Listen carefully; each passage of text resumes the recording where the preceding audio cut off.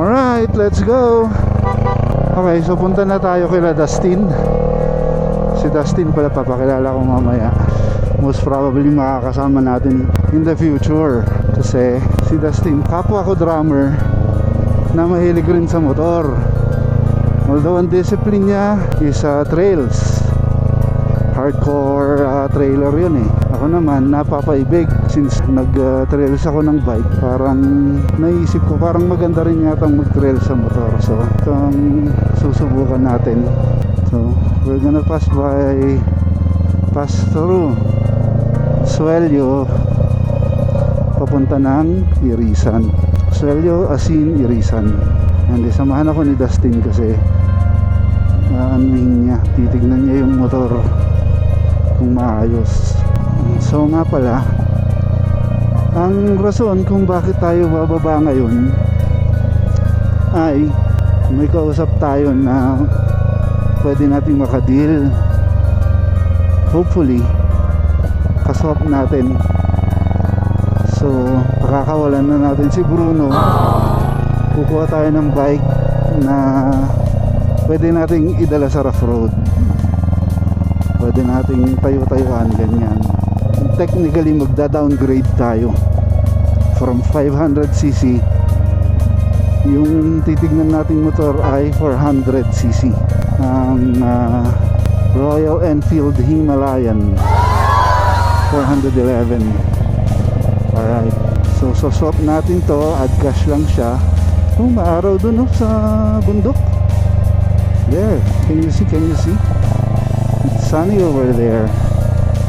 So share ko lang ang aking voyage sa pagmumotor.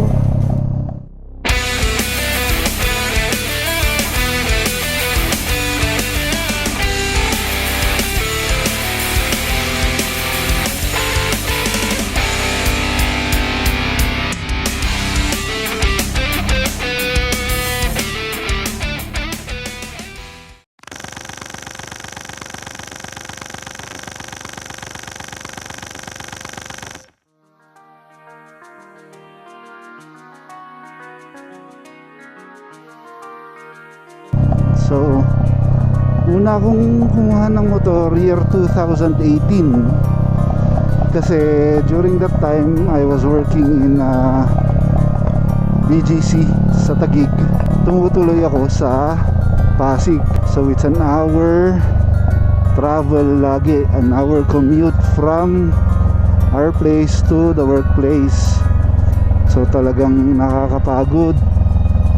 Hindi lang yun kasi kailangan mong pumila. So imbis na 1 hour lang pa biyahe mo papunta ng pauwi, umabot ka ng 2 oras kasi kasama pa yung 1 oras na pila. So then I decided to get a motorcycle. Initially I wanted to get the Click 125. Kaso nung kukuha na ako, ang tagal magka-stock kasi yun yung time nakalalabas lang ng Click Click 125 tsaka Click 150 pa lang ang meron nun. Ang bahala ko nun kunin Click 125 kasi yun lang kaya ng budget ko. So yun nga, that was 2018 October. Nung binalikan ko yung kasa, tapos tinanong ko kung meron kung meron na yung Click, sabi wala pa. Sakto nung nandun ako, meron ng naka-display na Honda Beat. Honda Beat is 110cc na scooter. So ang unang-una kong motor ay scooter, Honda Beat 110cc. So ito po ang aking bitoy noon, Honda Beat 110cc, color magenta. Nung panahong yun, ang hilig ko talaga yung mga likot ng motor. Gusto kong nilalagyan na mga ganyan, yung mga pailaw na yan. Kaya ang motor ko nun mukhang Christmas tree na puro pink lang ang kulay. Pink, white, purple, ganon. Tapos yan yung mga hazard na ganyan, alternate lighting na ganyan, underglow. Yung mga pinaggagawa ko din sa Honda Beat ko dati. Ang maganda naman dito nakakatipid ako kasi ako mismo yung gumagawa, ako mismo yung nagwa-wiring, Kaya kung sakaling may sumablay, alam ko saan ko hahanapin. Ayan, ito ang aking Bitoy, ang unang-una kong motor. Alright. Now, nung kinuha ko yung motor na yun, wala pa akong lisensya. Kailangan ko pang kumuha ng lisensya. Nagpunta pa ako sa San Juan. Sa San Juan ako nag-apply ng driver's license nun. And during that time, since wala ang sasakyan, mag-aangkas ako papunta sa LTO sa San Juan. Dumating ako ng LTO San Juan. Ayun, nag-test drive ako doon. Tapos nakakuha naman ako ng lisensya ko nang walang problema. And then, after nun, so wala nang takot. Nakakuha na ako ng motor. Actually, during that time na nakuha ko yung motor, wala pa akong lisensya. Kung nakuha ko yung lisensya ko nung nasa akin na yung motor. So for 1 month yung motor nandoon na sa amin. Ang ginagawa ko lang ay nagpa-practice everyday. Practice ako, ikot-ikot ako doon. And then one time, sabi ko try ko man lumabas. Kasi yun sa amin paglabas mo is sa main highway na. Ang dami ng truck na dumadaan. Doon yung first time ko na nagdadrive ako, tapos merong laki-laking truck. Nakatabing katabi ko lang. Tamang takot na takot ako eh. Hininto ko talaga, tinabi ko muna. Sabi ko sige, mauna ka na muna truck. At ako'y scared. This was in Manila. So doon ako nasanay. Nung eventually meron na yung papeles ng motor, meron na rin yung aking license. So yun, simula na akong mag-drive from Pasig going to Taguig BGC every day.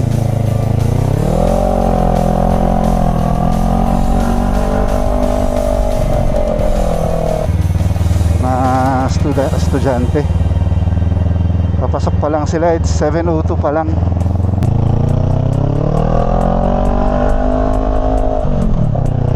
Ayun, so balik ako sa kwento ko. Doon ako nagsimulang nagkaroon ng passion sa pagra-ride. Ang ko nun, ang aking motorsiklo ay Honda Beat 110cc na color magenta. Ngayon sa Manila merong isang grupo na puro ganun ang motor, ang Team Magenta. Sumali ngayon ako sa kanila. Sumali ako sa Facebook group nila hanggang sa one time nagyaya sila ng meet up. So nag-meet up kami. Ngayon first time na nagbiyahe ako from Pasig yun sa amin to Manila sa Quirino Grandstand. Talagang lahat ng traffic ay sinuong ko noon. At ang ang armas ko lang ay Google Maps. Google Maps o Waze, hindi ko maalala ko anong ginamit ko noon. Pero ngayon kasi Google Maps na lang ginagamit ko. Mas naaasahan ko si Google Maps kesa sa Waze. So yun, from Pasig to Manila, Quirino Grandstand, binanatan ko. Solo ride. Kasi wala naman akong kilala masyado sa Manila. Di mas lalong wala akong kilala nagmumotor. Ngayon nung nag-meet up kami, doon nakilala ko may chapter. Merong chapter sa north, south, may east, may west. Ngayon may mga nakilala ko na taga doon banda sa amin.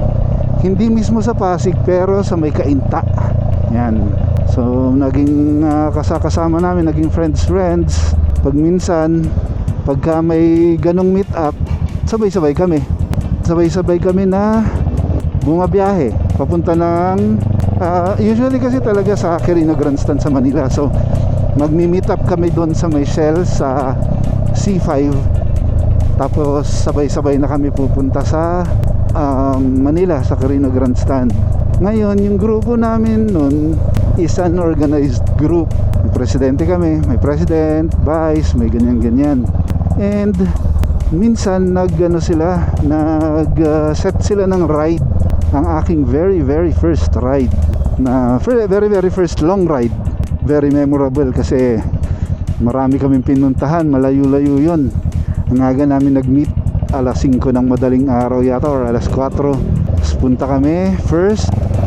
kami ng Cabiang Tunnel, Cavite, Ternate yata. Tapos Kaya may pictures kami doon sa Cabiang Tunnel before.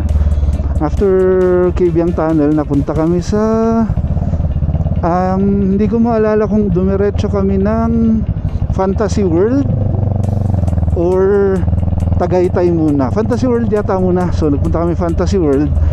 Yung Fantasy World is nasa Lemery, Batangas. Para siyang Disneyland, pero hindi natuloy yung pagtatayo, pagkakaalam ko. Although nandoon yung castle, nandoon yung mga structures, hindi siya talaga naging park. Hindi siya naging parang Disneyland. Naging pasyalan lang siya. So yung mga structures, pinupuntahan doon, nagpipicture-picture doon sa castle, ganyan. Maganda naman. Ito, yung mga pictures. Yan. So marami kami niyan, marami kami. During that time, mahilig na rin akong video. Pero low class, low quality ang aking camera. Kung minsan cellphone nga lang cellphone na nakakabit sa cellphone holder, kaya mauga. Pero meron na akong mga ginagawang ride videos nun. Ito, share ko lang.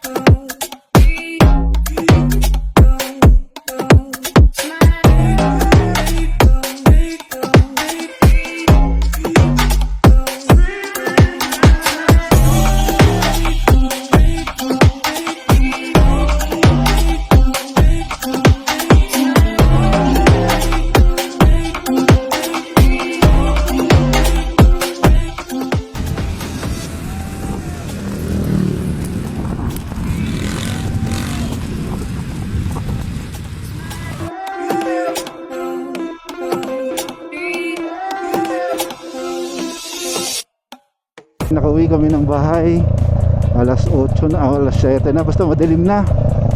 At ako'y talagang pagod na pagod. Pagod na pagod ako ng time na yon. Pero masaya kasi that was my very first ever na long ride na grupo, may kasamang grupo. Buti na lang may mga pictures kami, may mga pictures naman kami na-post sa Facebook. Yung video is hindi ganun kalinaw, pero meron din naman ako nagawa kahit papaano. Yun. Kaya yung ano ko talaga, yung Honda Beat ko before, bago ko siya binitawan, 24,000 o do yun. Dahil talagang yun ang marami napuntahan. Ayun, so aside from yung ride na yun, nagkaroon pa kami ng ride sa meron kaming inattendan na convention, Honda convention before, sa Tagaytay din yun.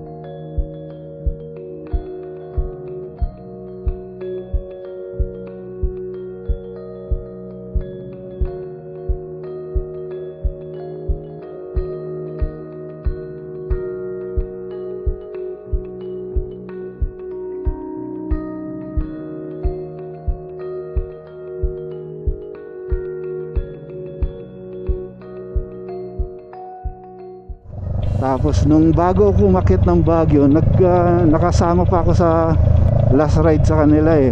Yun naman ay papunta sa DRT, sa Tila Pilon Hills, sa DRT Bulacan, Doña Remedios Trinidad. Ang ganda rin dun sa lugar na yun, pero meron siyang hike. Nakakapagod, malayo-layo rin yung hike niya, tsaka mataas kasi akitin mo yung bundok eh. May mga pictures din naman kami doon, may video rin yata ako nagawa pero hindi siyempre malabo, kaya yun. Pero maganda yung lugar. So yun, that was around October 2019. Yun yung last na ride na nakasama ako sa kanila. October or November 2019. Kasi December 2019 umakyat na ako ng Baguio. Okay, balikan ko kayo later guys. Tingnan muna natin si Dustin. Okay, laters.